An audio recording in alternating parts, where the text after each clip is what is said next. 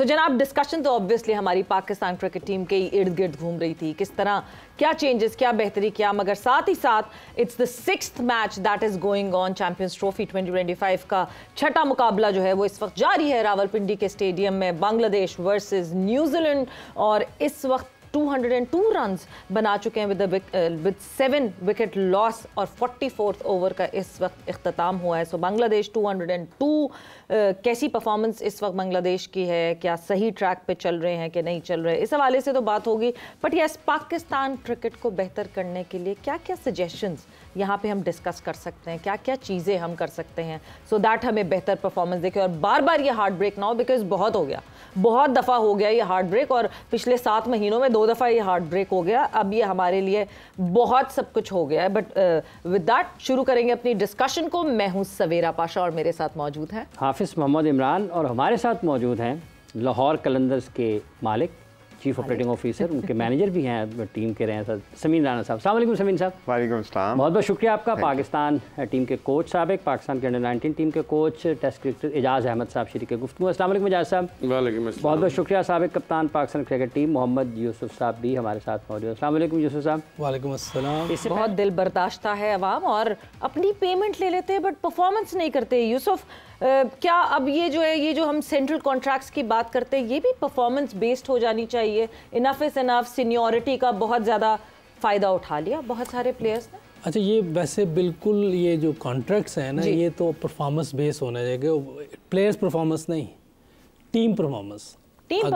अगर आप पहले 2-3 नंबर पे हैं तो इनको 1 करोड़ 2 करोड़ देना चाहिए, कोई मसला नहीं। ठीक है। अगर ये 3 से नीचे आते हैं तो इनका कॉन्ट्रैक्ट बहुत नीचे होना चाहिए।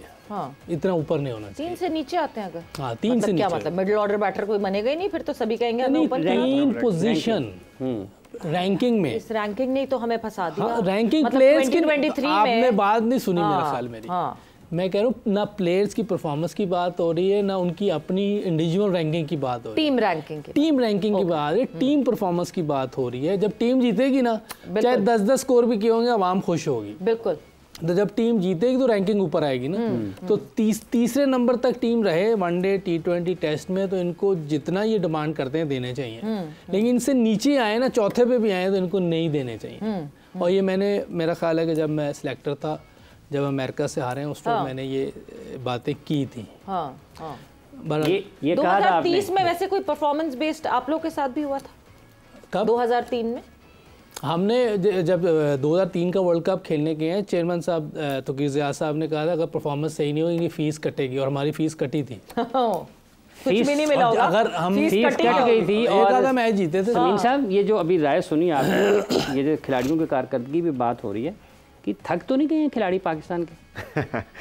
देखें, ऑब्वियसली जब आप हारते हैं तो बहुत सारी बातें होती हैं, हमने विटनेस किया हुआ है लाहौर कलंदर में फर्स्ट हैंड, तो मैं शायद उस पर आपको बता सकूं। आप पे तो इतनी मुश्किलें पड़ी कि हाँ, तो जब हारते हैं ना तो यकीन माने हर चीज़ बुरी लगती है। फिर प्लेयर के पैसे तो सबसे पहले बुरे लगते हैं, फिर उनके एटीट्यूड बुरे लगते हैं, फिर उनका जो स्टारडम है वो बुरा लगता है, फिर उनकी ज़िंदगियों में जो कुछ हो रहा होता है वो बुरे लग। बेसिकली हम कर रहे हैं, हम वजह ढूंढने की कोशिश, क्योंकि हमारे जज्बात इस स्पोर्ट्स के साथ जुड़े हैं। स्पेशली जब पाकिस्तान की बात आती है और इंडिया के साथ मैच की बात आती है, तो हम लॉजिक से ज़्यादा इमोशंस पे सोचते हैं, और सोचना भी चाहिए क्योंकि हमें तकलीफ़ होती है। अब जब हार गए हैं तो फिर अब उसका जो डिसेक्शन हो रही है, ये जानने की कोशिश हो रही है क्यों हारे। उसमें अनफॉर्चुनेटली बाज़ दफ़ा मैं अगर बसद एहतराम हमारे सीनियर्स हैं, मेरे तो गुरु हैं ये बैठे हुए एजाज भाई, इनकी वजह से मैं क्रिकेट में आया हूँ। अच्छा, तो इसीलिए आपने कहा कि गुरु भी बैठे हुए हैं, आपने फ़ोन पे ये कहा गुरु बैठे हुए हैं? मैंने कहा जी गुरु हैं। ये फैक्ट है। तो मेरे ख्याल में थोड़ा सा ऑब्जेक्टिवली चीज़ों को देखना चाहिए, क्योंकि अगर आप इमोशनली एनालिसिस करेंगे तो बेहतरी नहीं आएगी। हमारा कथारसिस हो जाएगा, हमारा गुबार निकल जाएगा, लेकिन हम वहीं पे खड़े रहेंगे। जब आप वर्ल्ड कप हारे थे अमेरिका से, तो हमें उस वक्त भी बहुत कथारसिस किया था। वहाँ पे भी ये बातें हुई, टीम में यूनिटी नहीं है, दोस्ती यारी ग्रुप है, सियासत हो रही है, क्योंकि ये आसान नैरेटिव है कि वो थक जाता है, उसकी शादी शायद हो गई है, बच्चों के बाप बन गए हैं। देखें, ये एक कॉमन परसेप्शन है, बट आई थिंक एक फ़र्ज़ हमारा ये भी है, जब हम मीडियम पे बैठते हैं तो लोगों को एजुकेट करें। बिल्कुल। आप इमोशनली आउटबर्स्ट निकालना एक आम फैन का हक है, बट एक्सपर्ट्स का हक नहीं है, उनका ये जिम्मेदारी है कि वो उस नेगेटिव एनर्जी को चैनलाइज करके बेहतरी की तरफ लाएं, जिस तरह यूसुफ भाई ने बात की इम्प्रूवमेंट की। मगर डिफाइन ऑब्जेक्टिविटी समीन, मतलब जब हम ऑब्जेक्टिविटी की बात करते हैं, बीइंग अ बिजनेसमैन, मैं अब उस तरीके से पूछती हूँ, अकाउंटेबिलिटी हर जगह होती है। You work in corporate world, आपको एक टारगेट दिया जाता है, if you do not fulfil that target, obviously you face circumstances. यहाँ पे तो ऑन एंड ऑन, एक पत्थर से एक दफा गिरो, दूसरी दफा गिरो, तीसरी दफा आपकी गलती है कि आप उस पत्थर से बचे। 100% देखें, आपने बिल्कुल सही निशानदेही की। तो हमारा जो वर्ल्ड कप में डिबैकल था, उसके बाद हमने सर्जरी करनी थी, जो हमने सुना अभी कि सर्जरी होगी, ठीक है, हमारी सर्जरी हुई, चैंपियंस कप आया, हमने एक डोमेस्टिक में एक नई इनोवेशन लेके आए, हमने प्लेयर्स पावर को ड्रेस किया कि वो एक है कैप्टनसी की दौड़ है शायद जिसमें लोग इन्वॉल्व हैं, हमने उन चीज़ों को भी ड्रेस किया, लेकिन आपकी प्रॉब्लम सॉल्व नहीं हुई। तो नहीं इसका मतलब यह है कि आप गलत चीज़ों पे फोकस कर रहे हैं। आपको अपनी प्रॉब्लम आइडेंटिफाई करने की ज़रूरत है। तो क्या हमारे जो अरबाब इख्तियार हैं, उन्होंने वो प्रॉब्लम आइडेंटिफाई करना, उनका काम है ऑब्वियसली, वो आइडेंटिफाई अगर सही करेंगे तो ही रिजल्ट प्रोड्यूस करेंगे। सब आपके ख्याल में अभी तक हम जो हमारा मसला है उसकी निशानदेही नहीं कर पाए जा सब, आपके ख्याल में है क्या मसला? अगर कारकर्दगी ख़राब है, 23 का वर्ल्ड कप हारे, 24 का हारे, 25 की चैंपियंस ट्रॉफी हार गए। देखिए, इसके दो वजह हैं इसकी। एक तो आपका ग्रॉस रूट लेवल के ऊपर आपकी बिल्कुल कंसंट्रेशन नहीं है। अगर आप दूसरी टीमों की अगर देखें ग्रॉस रूट लेवल के ऊपर, तो उन्होंने वो खेलते हैं 2 साल, वर्ल्ड कप 2 साल बाद होता है, अंडर 19 का वर्ल्ड कप जैसे, उसमें वो 30 से 32 मैच हर टीम खेलती है।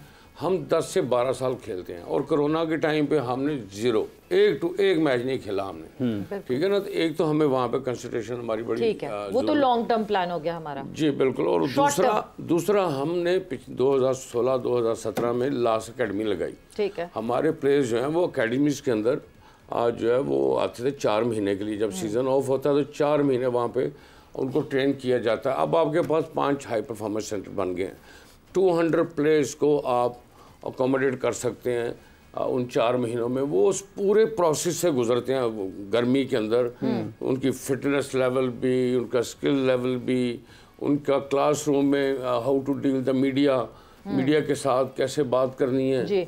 अगर आप सपोज अगर कोई नेगेटिव क्वेश्चन आता है मीडिया की तरफ से, तो उसको पॉजिटिव कैसे करना है, ठीक है ना। अभी आपने प्रेस कॉन्फ्रेंस देखी, तो प्रेस कॉन्फ्रेंस में क्या बात हुई है, कप्तान है, 10 साल से खेल रहा है, लेकिन बात क्या हो रही है, हम बाहर हो गए, हमें परवाह नहीं है, मुझे कोई परवाह नहीं है। कैसे आप ऐसी बात कर सकते हैं? आपने बात कर दी जी बाबर और इमाम की, इमाम अभी इतनी देर बाद टीम में वापस आया और आप उसका और बाबर का नाम ले रहे हैं, बस अपनी आपने बात ही नहीं की। फिर आपने बॉलिंग, 2 बैट्समैन नीचे खुशदिल और आगा, दोनों की आप बॉलिंग की बात कर रहे हैं, दूसरे मुल्कों में बड़ी अच्छी बॉलिंग करके आए हैं। आपको बात करनी नहीं आ रही मीडिया के साथ, ठीक है ना। और मैं ऐड करूंगा ज़रूर ये चीज़ के, देखें समीन के साथ मेरा पुराना है वो, आतिफ मेरा बड़ा अच्छा दोस्त है,